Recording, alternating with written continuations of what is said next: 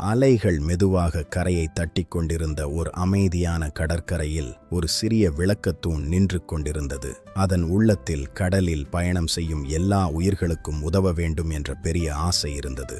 அந்த விளக்கத்தூணின் பெயர் மின்மினி.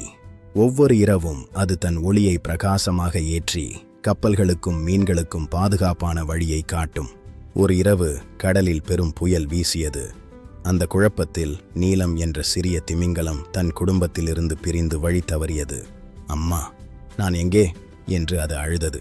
புயல் அடங்கிய பிறகு கடல் அமைதியானது. ஆனால் நீலம் இன்னும் இருட்டில் தனியாக இருந்தது. அப்போது மின்மினியின் ஒளி தெரிந்தது. நான் இங்கே இருக்கிறேன், பயப்படாதே என்று மின்மினி ஒளி மின்னியது. நீலம் அந்த ஒளியை நோக்கி நீந்தியது. நான் உனக்கு உதவுவேன் என்றது மின்மினி. நான் உயரமாக இருக்கிறேன், நான் தூரம் பார்க்க முடியும், நான் உன் குடும்பத்தை கண்டுபிடிக்க முயற்சிக்கிறேன். மின்மினி தன் ஒளியை இன்னும் பிரகாசமாக ஒளிரச் செய்தது.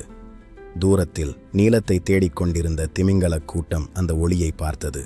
நீலம் தன் குடும்பத்தை பார்த்து மகிழ்ச்சியில் குதித்தது. அவர்கள் அனைவரும் மின்மினியை பார்த்து நன்றி சொன்னார்கள்.